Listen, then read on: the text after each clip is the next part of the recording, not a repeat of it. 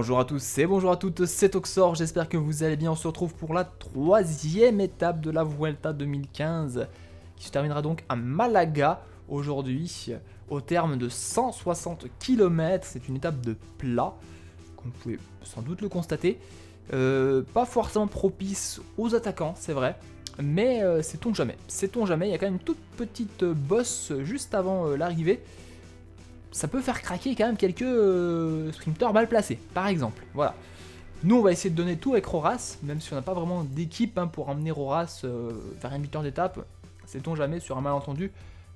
Pas oublier qu'il y a quand même du Degenkolb, du Bouhanni, du Sagan, du Mesgek sur l'étape. On n'est même pas dans les favoris.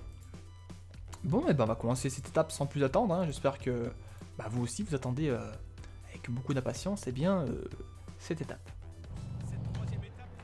Allez, c'est parti pour cette étape de plat, on va le dire. Il faut dire les choses comme elles sont. Avec quand même une bosse compliquée de 3ème catégorie. Située à, on va dire, à 130 km de l'arrivée, c'est un peu loin. Donc il faudra quand même être costaud dans cette petite bosse. Allez, c'est parti, le peloton qui s'élance avec le maillot blanc sur les épaules de Nairo Quintana. Le maillot de meilleur grimpeur sur les épaules de Visconti. Les autres classements, pour ceux qui s'intéresseraient à tout ça, Pozzovivo a maillot rouge actuellement, maillot vert sur les épaules de Rodriguez, et voilà, on a fait le tour. On se rapproche doucement du sprint intermédiaire, toujours pas d'échapper, ça essaie de sortir hein, depuis tout à l'heure, mais ça n'y parvient pas. Moi je vais essayer d'aller, pourquoi pas, choper 10 secondes avec Valverde, je sais qu'il a une bonne pointe de vitesse, ça risque d'être compliqué, mais pourquoi pas. Voilà, 5 km. J'ai Sutherland avec moi. Est-ce que je peux faire suivre? Ouais, je peux faire suivre, tiens, c'est encore mieux. Allez, c'est parti, Sutherland qui va commencer un peu le rouler. On a 3 km du sprint intermédiaire. Valverde est toujours là. Je vois quand même qu'il y a du bon et du lourd. Il faut rouler un peu plus vite, je pense, si on veut y aller. 88. Allez, on lance le sprint.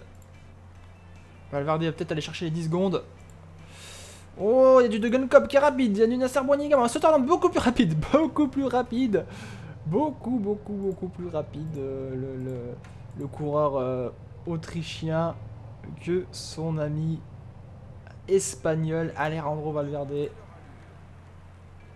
Bon, tout rentre dans l'ordre. Là, si une échappée veut se faire, c'est maintenant. Là, ça va sortir. Allez, au pied de cette ascension. Compliqué. Compliqué comme ascension. Faut pas faire le malin. 4 km 8 de montée avec des bons pourcentages, hein, on peut le constater là sur les images, il y a même un pourcentage noir à un moment. Faut être assez costaud pour gravir tout ça sans danger. Il y a du 10% là actuellement. Devant il y a toujours personne en tête, hein. Toujours personne devant.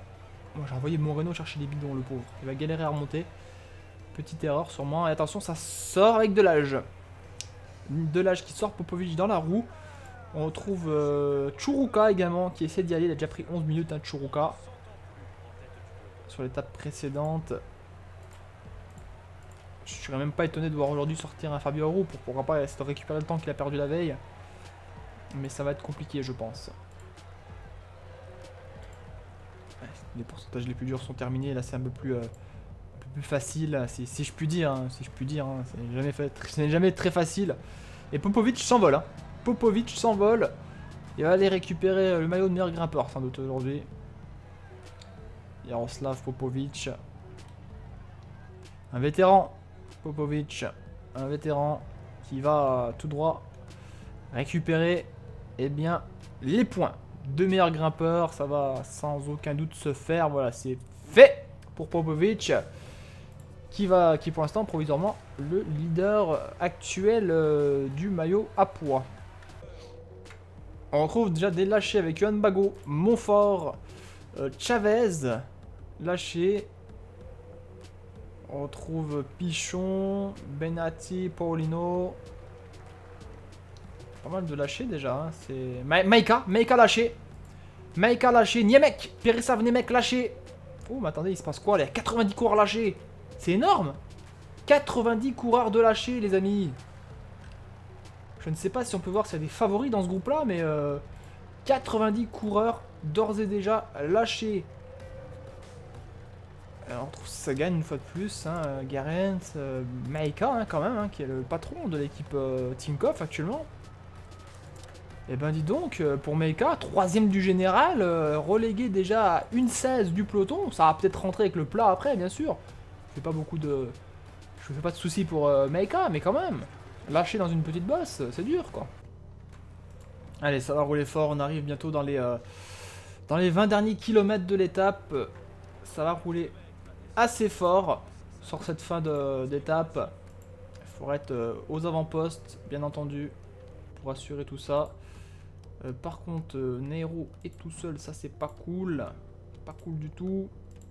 On va mettre Visconti avec lui. Visconti, Nero, hop, voilà. Ça va être Ventoso qui va sans doute lancer le sprint pour Roras. Hein. De toute façon, on n'a pas vraiment le choix. Il est un petit peu tout seul, on va dire, Moreno, pour lancer... pas Moreno, Ventoso un petit peu tout seul pour lancer Roras. On va essayer de voir ce que ça peut donner. Ça va être compliqué de se placer à l'avant du peloton, etc. Faire les bons choix, etc. tactiques. Ça va pas te gagner d'avance, hein, avec un seul coureur du moins. Ouais, c'est vrai qu'on aurait peut-être pu mettre ce Torland à l'avant au pire des cas. On peut peut-être sacrifier ce Torland à la limite. Voilà. On va le sacrifier. Valverde va peut-être demander à Amador de rouler pour lui. Hop. Ce Torland, on va essayer de le sacrifier pour l'équipe. On va emmener tout le monde. Allez hop, le petit gel maintenant. On va essayer de rouler pour Ventoso tout le bordel. Par contre, moi, ce qui m'inquiète un petit peu, c'est que Roras a -1. C'est pas génial. C'est pas le top, on va dire. Allez, voilà, on est en place.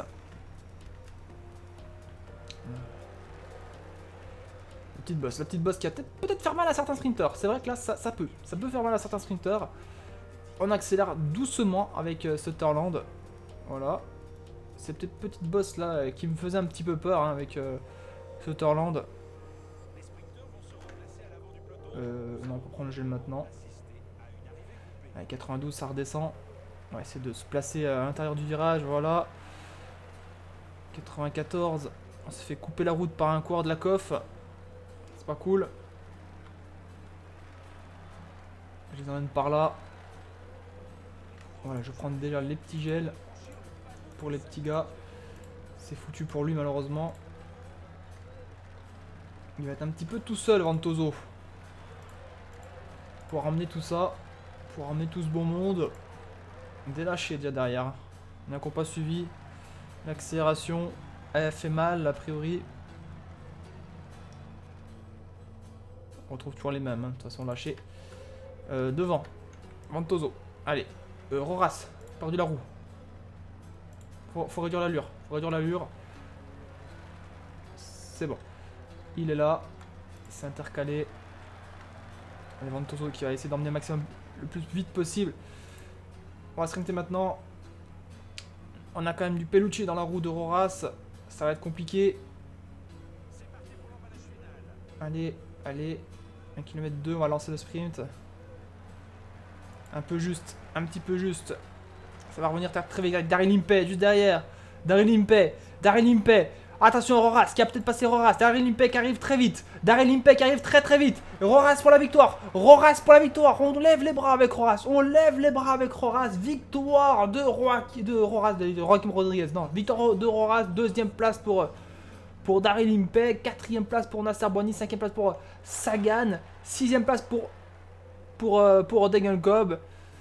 9ème place pour Chris Froome qui a fait le sprint. Chris Froome quand même, à noter. C'était important de le dire, je pense.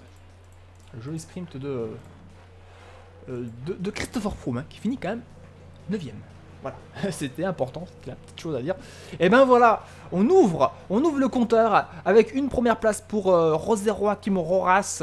Ça fait plutôt plaisir de remporter cette victoire sans... En plus, c'est vrai qu'on avait que ce Torland pour emmener, on est Ventoso également pour emmener.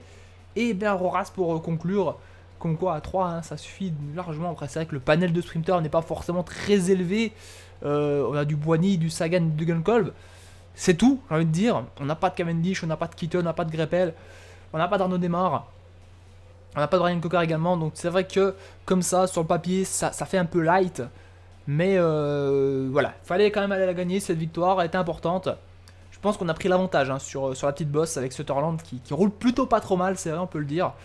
Il est assez à l'aise, il est assez à l'aise sur ce type de parcours, Sutherland. Donc non, c'est bien. Moi je suis plutôt satisfait de cette étape. Un coureur qui était... Je sais plus parler. Tiralongo, qui est très loin.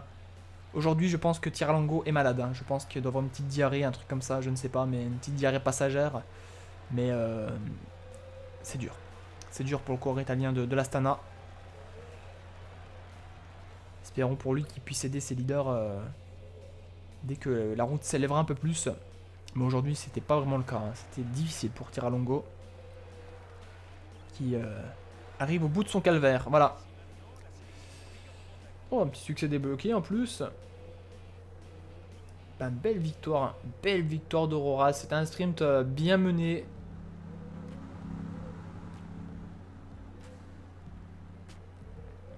Il arrive très vite, hein, de Gunkolb. Hein. J'ai bien lancé mon stream. J'ai écouté les conseils des abonnés. Ça a bien marché.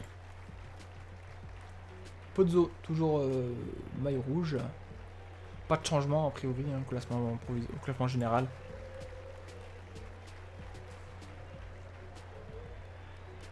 Horace 25 également. Montagne c'est Popovic, comme je l'avais dit. Quintana meilleur jeune. Un peu seul comme jeune Quintana. Haru est sorti complètement de toute façon. Movistar Arthur, meilleure équipe. Et puis, eh bien, voilà. voilà pour la troisième étape de cette Vuelta. Pas de cassure a priori, hormis celle-ci, bien sûr. Regardons qui c'est qui se fait prendre, pourquoi pas. Abandon. Ah, Tiralongo abandonné.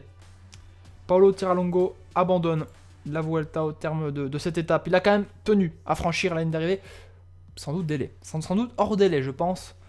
Qu'en fait, c'est pas un abandon, c'est plus un hors délai pour Tiralongo. Donc, plus que 197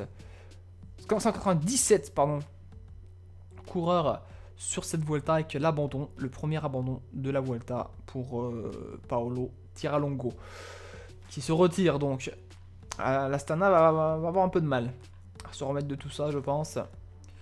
La quatrième étape de la Vuelta, ça sera également une étape de vallon puisque ça va se terminer sur une bosse. Sur une bosse longue de 202 km, donc soyez au rendez-vous hein, demain pour bien cette quatrième étape. Plein de gros bisous. Portez-vous bien. Bye bye tout le monde. Ciao ciao.